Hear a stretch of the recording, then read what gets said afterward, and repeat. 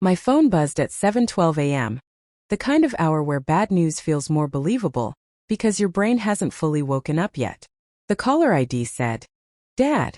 I stared at it for a second longer than normal because my father doesn't call early unless he wants something or he's about to announce something like it's a verdict. I answered, "Hello." His voice came through cold and flat, like he was reading a line he'd practiced. "Grandpa died last night. Funeral Friday. He left us everything. You get nothing." For a beat I didn't even breathe. Not because I believed him, because I could hear it. My mother in the background laughing. Not soft, not sad. A bright little laugh like someone heard a joke they'd waited months to tell. Then her voice clear enough that she knew I'd hear it. "Finally, you're out." I could have argued. I could have screamed. I could have begged for details like they expected me to. Instead, I looked at the kitchen table because my grandfather was sitting right next to me, alive, holding his coffee mug like nothing in the world could move him unless he chose to move. His hands looked older than they used to, thin skin, veins more visible, but they were steady. His eyes were calm and awake, the kind of calm that doesn't come from ignorance. Comes from certainty. On the table in front of him was a sealed envelope. Thick paper, attorney letterhead in the corner. My name handwritten in a neat, careful script. The seal wasn't decorative. It was the kind that snaps when you break it. Evidence, not sentiment. I didn't respond to my father. I didn't even blink at my mother's laugh. I simply pressed one button and set the call on speaker. Then I slid the phone across the table until it sat between me and Grandpa like a microphone. My father kept talking because my silence always makes him assume he's winning. "You thought you were smart," he continued, cutting us off, playing independent. "Now it doesn't matter. The house, the accounts, the land, everything is ours." I watched Grandpa's face. Not anger, not shock, just a small tightening near his jaw. Like he was marking each sentence the way a judge marks a lie. My mother leaned closer to the phone in the background and sweetened her tone the way she does when she wants cruelty to sound reasonable. "Come to the funeral," she said. "Or don't. Either way, you're not family anymore." Grandpa's gaze shifted to the envelope. He didn't open it. He didn't need to. He tapped the seal once with his fingertip. One quiet tap as if reminding himself there was a line they hadn't read yet. My father's voice sharpened. "Are you even listening?" I kept my voice steady. "I'm listening." He exhaled like he was disappointed I wasn't crying. "Good. Then you'll do the right thing and stay away from the attorney's office. We've already handled it." Handled it. That word made my stomach drop. Because in my father's mouth, handled means paperwork, signatures, and someone being cornered when they're too emotional to read. And then I noticed something else. Small but important. Grandpa's left hand wasn't on the mug. It was resting on a thin folder beside the envelope. Not thick, not dramatic, just one of those plain mantle folders people use when they want the paper to be the story, not the package. He'd come prepared. My father kept going, voice gaining confidence as he heard nothing but my controlled breathing on the line. "We're driving to the cabin tomorrow," he said. "We're taking inventory. We'll send you whatever personal junk you left there." My mother laughed again. "If there's anything worth sending," I stared at the phone screen. The call timer kept counting up. Proof that this wasn't a nightmare. It was documented. 7:13, 7:14. Then Grandpa did something that made my skin prickle. He leaned slightly toward the phone. Not fast, not dramatic, the slow movement of a man deciding a door is about to close. His eyes met mine for 1 second. A question without words. "Are you ready?" I nodded once. Grandpa picked up the sealed envelope and held it up at eye level. Angled toward me like he was reminding me it existed for a reason. Then he set it down again and placed 2 fingers on the manila folder. He didn't open either. He just listened. My father was still talking now in the tone he uses when he believes he's giving orders to someone who has no options. "Don't cause problems," he said. "You'll embarrass yourself." "It's done." Grandpa's expression didn't change, but his thumb slowly slid the envelope closer to the phone like he was positioning it for the moment it would matter. Then he leaned in and spoke toward the speakerphone. Not loudly, not angrily, just one word clear enough to slice through my parents' performance like a knife through paper. "Hello." On the other end of the line, the laughter stopped so abruptly it felt like someone cut the audio. My father didn't speak. My mother didn't breathe. For 2 seconds, There was nothing but silence and the faint crackle of a phone connection struggling to carry what just happened. And then my father's voice came back thin, disbelieving. "Dad." Grandpa didn't answer him right away. He looked down at the sealed envelope, then at me, then back at the phone. Like he was deciding whether this conversation would be a warning or the start of something official. Because whatever my parents had handled, Grandpa had handled something too. And he had brought proof to my kitchen table. For a few seconds after Grandpa said hello, the line went dead silent. So silent I could hear the small electrical buzz of my kitchen light, then my father's voice came back thin and disbelieving. "Dad." My mother didn't speak at all at first. I could hear her breathing short, sharp inhales like she was trying to decide whether to panic or perform. Grandpa didn't give them the mercy of confusion. He stayed close to the phone and spoke in the same calm tone he used when he taught me how to do things the right way the first time. "I heard everything," he said. My father tried to recover control immediately. "Dad, this is a misunderstanding," he said fast. "We got a call." They said. "No." Grandpa cut in, still calm. "You didn't say you got a call." He paused just one beat. "You said you got everything." My father went quiet again. My mother's voice slid in, soft and sweet like honey poured over broken glass. "Dad, thank God," she said, almost crying on command. "We were so scared. We thought." Grandpa didn't raise his voice. He didn't need to. "You laughed," he said. One sentence, one fact, and it landed harder than any accusation. My mother's sweetness cracked. "That wasn't," she started. "I'm sitting here," Grandpa continued, "with your granddaughter at her kitchen table with a sealed envelope from my attorney." My father's tone shifted. Less theatrical, more urgent. "Why are you with her?" he demanded. "She's been poisoning you against us." Grandpa's eyes met mine for a second. Then he looked back at the phone like he was speaking to strangers, not family. "I'm with her," he said, "because I knew you'd try something the moment you thought you could." My stomach tightened because Grandpa wasn't guessing. He was confirming. My father tried another angle. Anger louder this time, like volume could erase evidence. "Are you even thinking clearly?" he snapped. "Do you know what day it is?"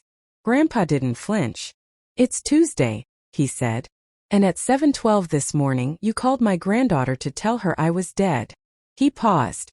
"And you told her to stay away from the attorney's office." I felt my pulse jump because that wasn't a random threat.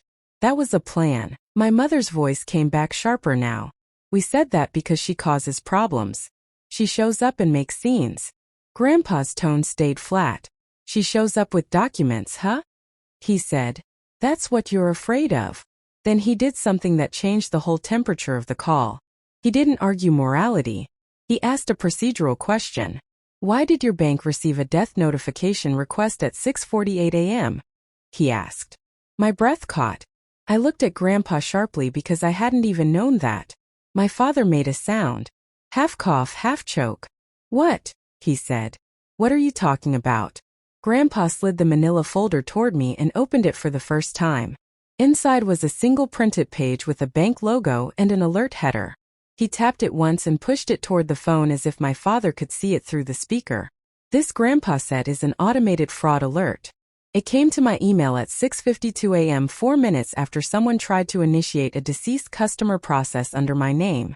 My mother's voice went thin. "That's not us." Grandpa didn't debate. He read the line that mattered. It lists the submitting contact as he paused and looked down. My son's email. The kitchen felt suddenly smaller. Because my father wasn't just running his mouth on a call. He'd touched a system. And systems don't care about family. They care about logs. My father raised his voice again, desperate now. "That's fake," he snapped. "She's showing you fake paperwork." Grandpa's eyes didn't even blink. "Came from the bank," he said. "Not from her." Then Grandpa leaned closer to the speaker and dropped his voice. Still calm but colder. "Here's what's going to happen," he said. "At 9 a.m., I have an appointment at my attorney's office.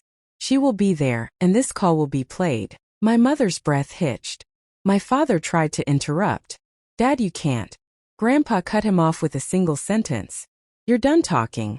There was a pause, short, sharp, like my father couldn't process being silenced.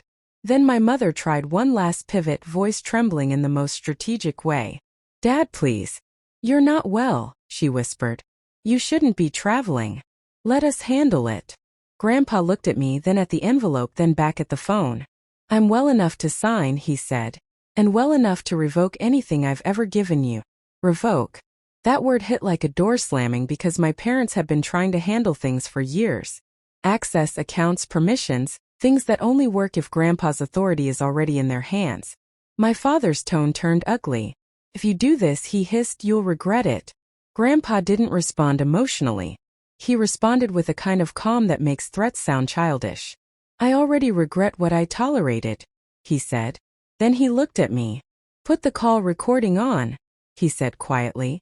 I tapped record. The little red timer appeared on my screen. Grandpa knew exactly what he was doing. He wanted their voices, their laughter, their certainty that I was out. He wanted it frozen in time because people like my parents rewrite the past the moment the future stops obeying them. My father realized it too. His voice changed instantly. Dad, he said, suddenly softer, suddenly careful. Listen, we can talk in person. Don't do this in front of strangers. Grandpa's eyes stayed steady. You already did it in front of strangers, he replied. You did it at the bank. Then he said the line that made my stomach drop again. And someone was at my cabin this morning. I went still. What? Grandpa didn't look away from the phone. Lockbox tamper alert. He said 10 minutes ago. My father inhaled sharply, barely audible, but there. Grandpa heard it too. He leaned in and said, quiet and precise, tell your cousin to step away from the door. The call went silent for 1 second. Then, faintly far in the background, I heard a different voice on my father's end, panicked and fast. Hey, someone's here. Grandpa's face didn't change. Mine did. Because suddenly this wasn't just a lie on a phone call. This was movement real time. Grandpa ended the call with one tap. Clean final. Then he slid the sealed envelope toward me and spoke like every word was evidence. We're going to the attorney, he said. And then we're going to the cabin. My hands were shaking as I grabbed my keys. And right as we stood up, my phone buzzed again. An alert I'd never seen before. Cabin camera, front porch motion. I opened it, the live feed loaded, and there was a man on Grandpa's porch, tool bag on his shoulder, reaching toward the lockbox while my father's cousin stood behind him, watching the road like he was waiting for us to arrive too late. The porch camera feed loaded in shaky bars of signal, then sharpened just enough for me to recognize the shape of what I was seeing. A man with a tool bag kneeling by the lockbox. Not Grandpa, not a neighbor, a stranger doing a job. And behind him, half in frame, half hiding, was my father's cousin. The one who always knew people. Always had a friend who could fix paperwork.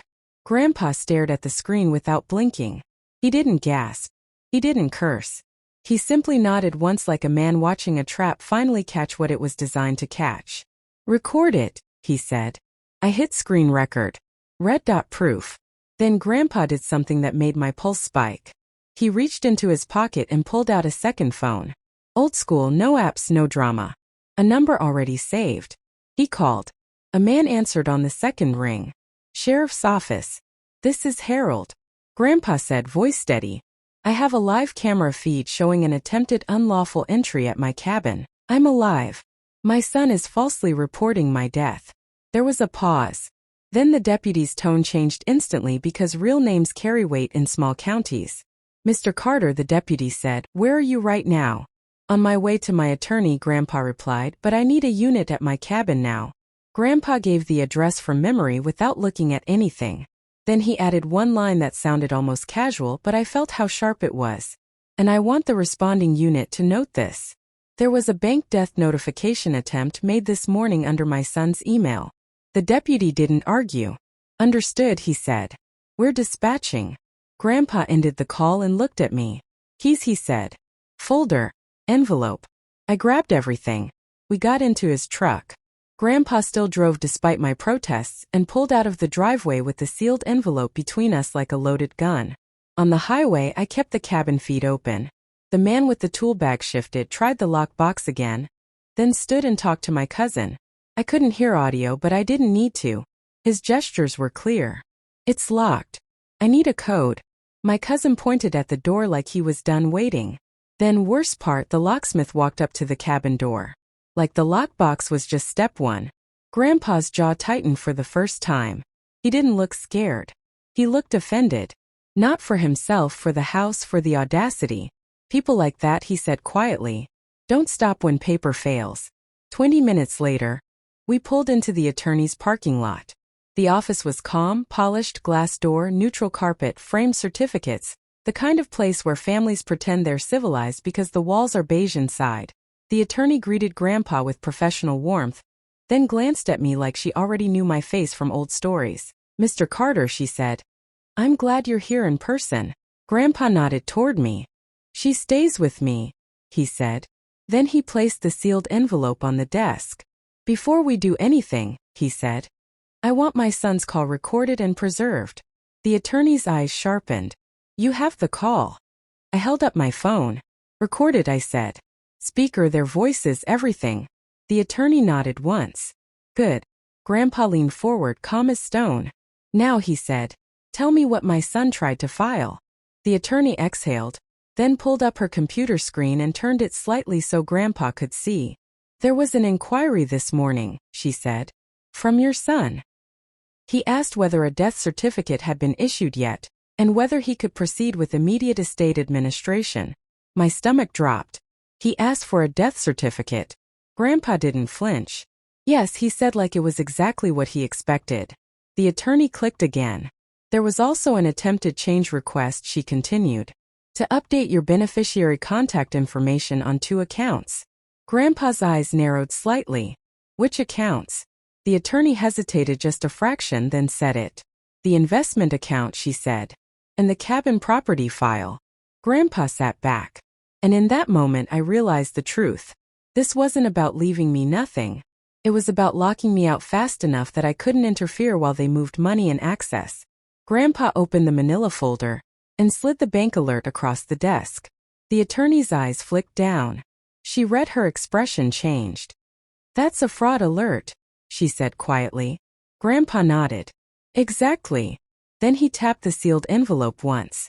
Now we open this, he said. The attorney nodded, but she was watching Grandpa carefully like she knew the next 5 minutes would decide whether this stayed a family conflict or became a criminal record. Grandpa broke the seal slowly. No shaking hands, no hesitation. He pulled out a letter and a second document, thicker, stamped. He read one line silently, then pushed it toward the attorney. I want this filed today, he said. The attorney read it and went still. Then she looked up at Grandpa, voice lower. This appoints an executive, she said. Not your son. Grandpa nodded.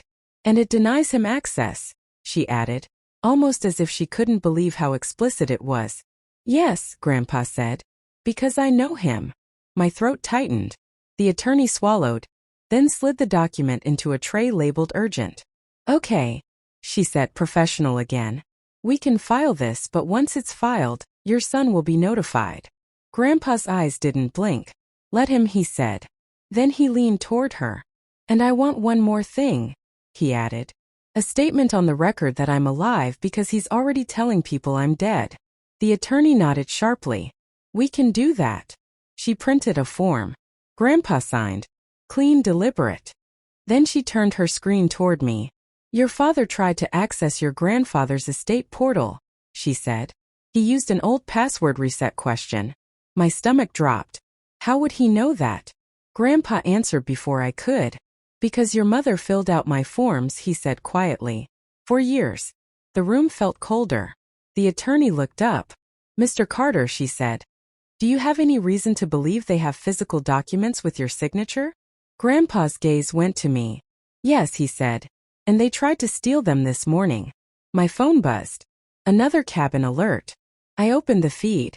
2 sheriff vehicles were now in the driveway.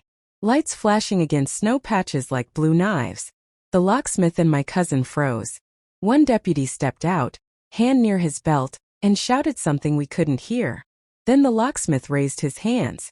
My cousin did not. He backed toward the woods. Grandpa leaned closer to my phone.